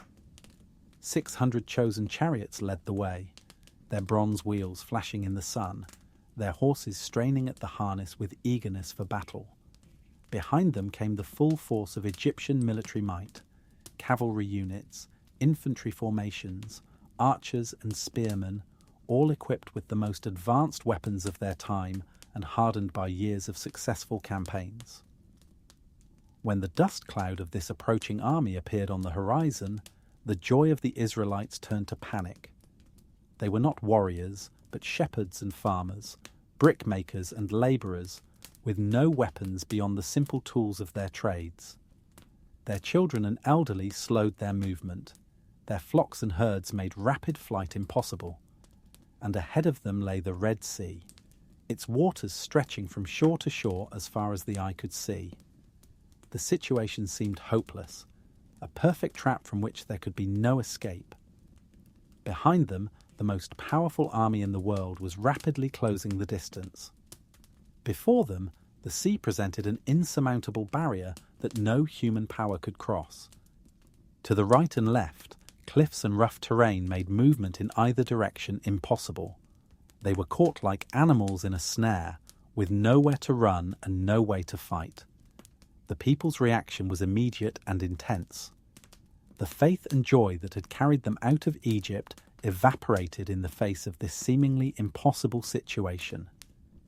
They turned on Moses with bitter recriminations, their voices rising in a chorus of accusation and despair. "Because there were no graves in Egypt, have you taken us away to die in the wilderness? Why have you so dealt with us, to bring us up out of Egypt? Is this not the word that we told you in Egypt, saying, 'Let us alone that we may serve the Egyptians'? For it would have been better for us to serve the Egyptians than that we should die in the wilderness." Their words revealed how quickly fear could overcome faith, how the immediate threat could eclipse the memory of recent miracles. They had forgotten the plagues that had devastated Egypt, the supernatural protection they had experienced during the Passover night, the pillar of cloud and fire that had guided them safely through the wilderness. In their terror, slavery seemed preferable to the possibility of death, bondage more attractive than the uncertainties of freedom. But Moses, who had learned through long experience to look beyond immediate circumstances to the character and promises of God, responded with words that would echo through the ages. "Do not be afraid. Stand still and see the salvation of the Lord, which he will accomplish for you today. For the Egyptians whom you see today, you shall see again no more forever. The Lord will fight for you, and you shall hold your peace." These words required extraordinary faith to speak in such circumstances. Moses could see the same impossible situation that terrified the people, the approaching army, the impassable sea, the helpless condition of the camp. But he had learned to look beyond the visible to the invisible, beyond human limitations to divine possibilities. He knew that the same God who had brought them out of Egypt with a mighty hand would not abandon them now in their greatest hour of need. Even as Moses spoke these words of encouragement to the people, he was crying out to God in private prayer, seeking direction for what seemed like an impossible situation. The divine response came with clarity and power that left no room for doubt. "Why do you cry to me? Tell the children of Israel to go forward. But lift up your rod and stretch out your hand over the sea and divide it. And the children of Israel shall go on dry ground through the midst of the sea." The command seemed to defy all logic and natural law. How could a people walk through the sea on dry ground? How could waters that were hundreds of feet deep simply part to create a pathway? Yet Moses had learned that with God, impossibilities became opportunities to display divine power, and natural laws bowed before supernatural intervention. As Moses lifted his rod over the waters, something unprecedented in human history began to take place. The Lord caused a strong east wind to blow all that night, a wind that carried with it the creative power of the one who had first breathed into Adam the breath of life. Under the force of this divine wind, the waters began to part, rolling back like great liquid walls on either side, revealing the seafloor beneath. The sight that greeted the Israelites the next morning was beyond anything they could have imagined. Where the day before there had been only deep water stretching to the horizon, now there was a broad highway of dry ground leading directly across to the other shore. The waters stood up like walls on their right hand and on their left, held in place by the same power that had created them in the beginning. The seafloor was not muddy or treacherous, as might have been expected, but firm and dry, as though it had been specially prepared as a roadway for their passage. The same God who had provided manna in the wilderness and water from the rock had now created a miracle highway through the depths of the sea, complete and perfect for the journey he was calling them to make. But as amazing as this sight was, it still required an act of faith to step onto that pathway. The walls of water rose high above their heads, held back only by divine power. The natural mind rebelled at the idea of walking where fish had swum just hours before, of trusting life and safety to what appeared to be such a precarious arrangement. Yet Moses, demonstrating the faith that had carried him through every previous crisis, stepped forward onto the dry ground of the seafloor, and the people followed. What followed was one of the most remarkable journeys in human history. An entire nation, men, women, children, flocks, herds, and all their possessions walked across the bottom of the Red Sea on dry ground. The walls of water on either side created a sense of walking through a great cathedral, with liquid pillars reaching up toward heaven and the soft light of the morning sun filtering through the translucent walls. Children laughed and played as they walked, their fears forgotten in the wonder of this divine playground. Elderly grandparents who had never expected to see freedom in their lifetime leaned on walking sticks and marveled at the goodness of a God who could make a way where there was no way. Young mothers carried their babies through this miraculous passage, knowing that they were witnessing something their descendants would speak of for generations to come. Behind them, the Egyptian army had reached the shore and seen the impossible pathway that had opened before their former slaves. Pharaoh's heart, hardened by pride and rage, drove him to pursue them even into this supernatural corridor. The chariots and horses of Egypt thundered onto the sea floor, their drivers confident that what the Hebrew God could do for his people, he would surely permit for the mighty forces of Pharaoh. But they had misunderstood the nature of divine protection. This miracle was not a general suspension of natural law that anyone could exploit, but a specific act of deliverance for God's covenant people. As the Egyptian army advanced into the midst of the sea, the wheels of their chariots began to come off, their horses stumbled and fell, and confusion spread through their ranks like wildfire. The Egyptians suddenly realized they had made a terrible mistake. "Let us flee from the face of Israel," they cried, "for the Lord fights for them against the Egyptians." But their recognition came too late. They were trapped in the midst of the sea, surrounded by walls of water that had become not a pathway to victory, but a corridor of judgment. When the last of the Israelites had safely reached the far shore, Moses once again stretched out his hand over the sea. The waters, which had stood like obedient servants waiting for their master's command, now rushed back together with tremendous force. The walls collapsed inward, the sea returned to its normal depth and flow, and the entire Egyptian army disappeared beneath the waves. Not one Egyptian soldier survived to return to Pharaoh with news of the disaster. The sea that had been a highway of deliverance for Israel became a grave for their oppressors. The same waters that had parted to save God's people closed to judge their enemies.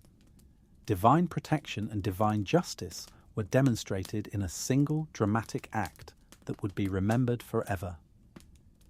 Standing on the far shore, safe and free, the children of Israel looked back at the sea that had been both their salvation and their enemies' destruction. The same waters that had seemed like an impossible barrier just hours before now appeared as a friendly guardian, protecting them from any future pursuit. They were finally, completely, utterly free from the bondage that had defined their lives for generations. Moses and Miriam led the people in a song of triumph that celebrated not just their deliverance, but the character of the God who had accomplished it. "The Lord is my strength and song, and he has become my salvation. He is my God, and I will praise him, my father's God, and I will exalt him. The Lord is a man of war. The Lord is his name." The crossing of the Red Sea became more than just a historical event. It became a permanent testament to the truth that no obstacle is too great for God to overcome, no enemy too powerful for him to defeat, no situation too hopeless for him to transform. When his people cry out to him in their distress, when they choose to trust him despite impossible circumstances, he can make a way where there appears to be no way, can bring victory where defeat seems certain, can create highways of deliverance through the deepest waters of human crisis.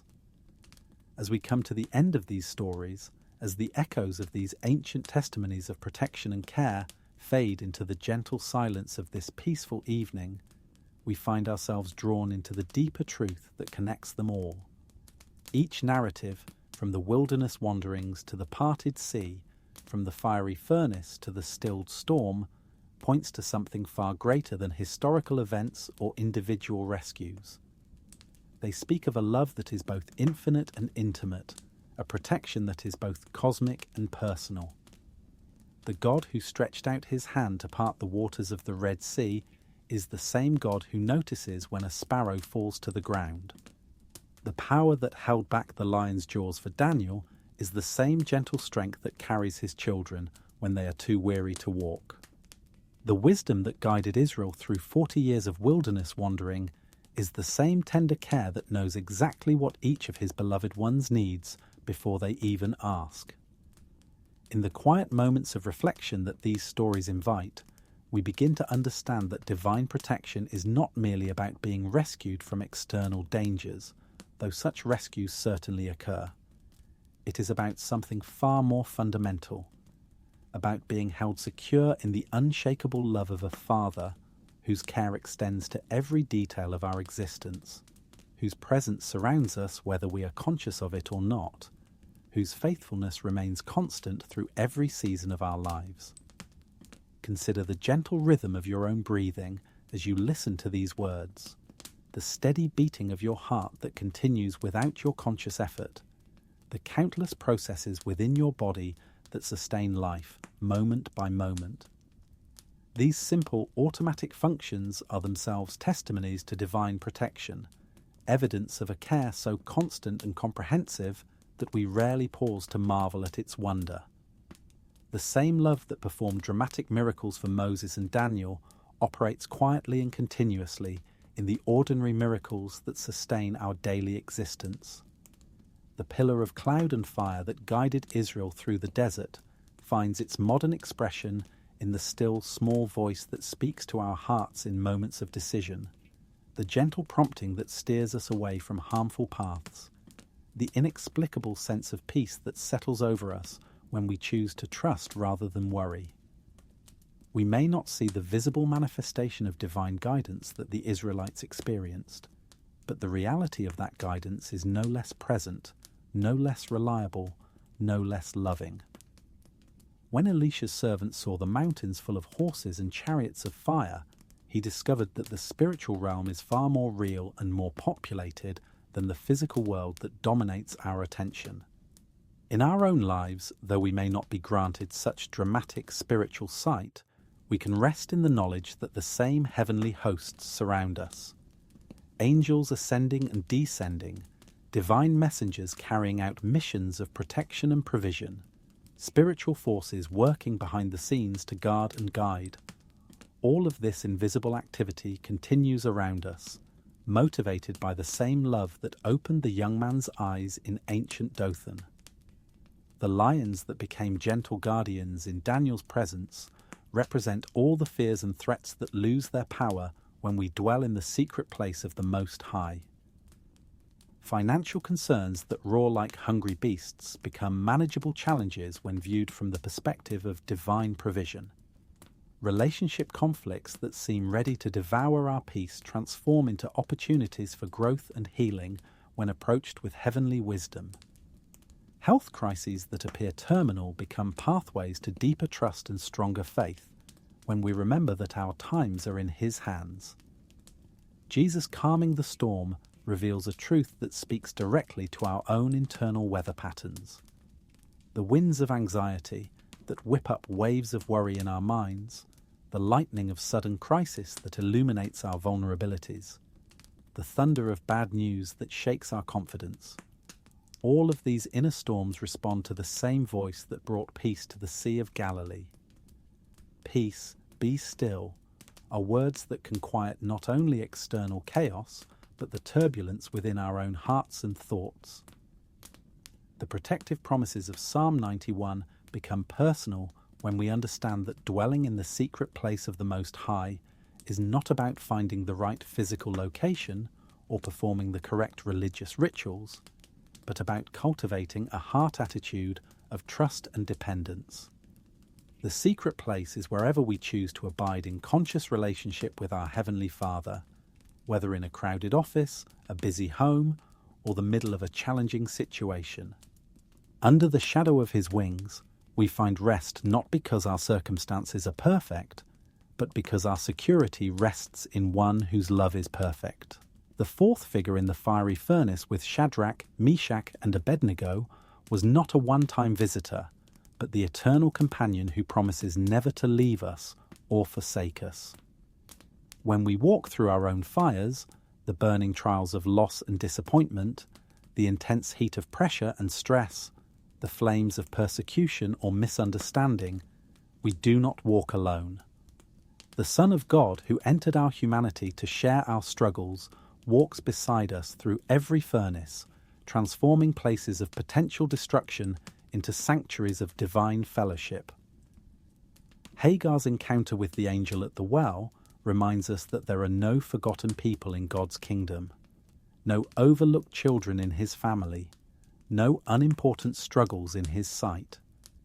The God who saw her in her flight and fear sees every person who has ever felt abandoned or afraid. He knows your name, understands your pain, and has plans for your future that extend far beyond your present circumstances.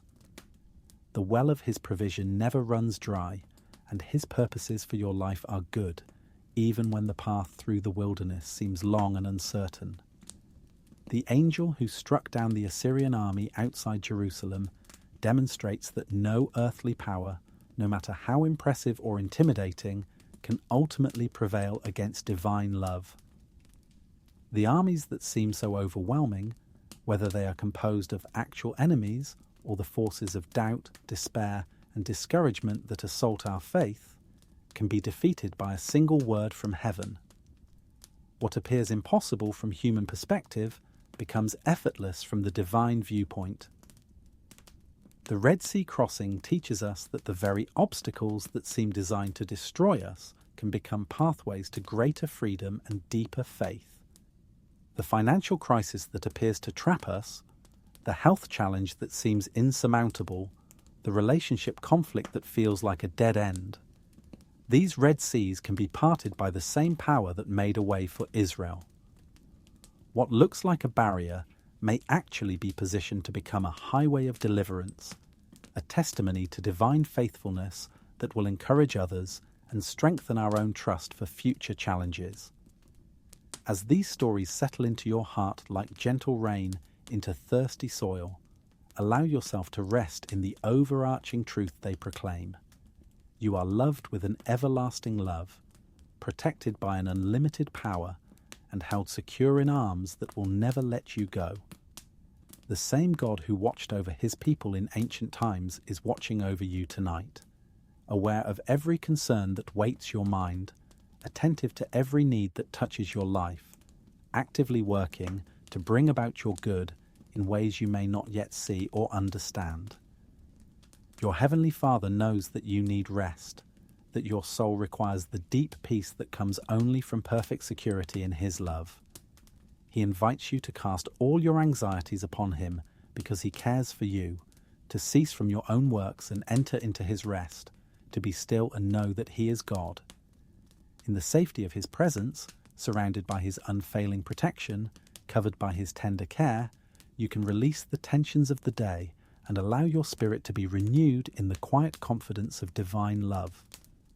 The pillar of cloud and fire still guides, the heavenly army still surrounds, the lions' mouths are still shut, the storms still obey his voice, the shadow of his wings still provides shelter, the fires still cannot burn, the well of provision still flows, the angel still stands guard, the sea still parts, and the arms of the Father still embrace. These are not merely ancient stories, but present realities, not just historical events, but contemporary truths, not simply past miracles, but ongoing expressions of a love that knows no limits and a protection that never fails. Rest now in this knowledge, dear listener. Let these testimonies of divine faithfulness wrap around your heart like a warm blanket on a cold night. Allow the peace that passes understanding to guard your heart and mind, the perfect love that casts out fear to fill every corner of your being, the everlasting arms to carry you gently into restorative sleep. You are safe, you are loved, you are protected, and you can rest in the unshakable security of knowing that your life is hidden with Christ in God, held secure in hands that will never let you go. Sleep well, knowing that the God who watches over Israel neither slumbers nor sleeps. and his loving gaze is upon you through every hour of this night and all the nights to come. In him you live and move and have your being, and nothing can separate you from his love. May his peace be your pillow, his protection your covering, and his presence your comfort as you rest in the perfect safety of divine care. The stories end, but the love they describe continues forever, and you are held secure in that love tonight and always.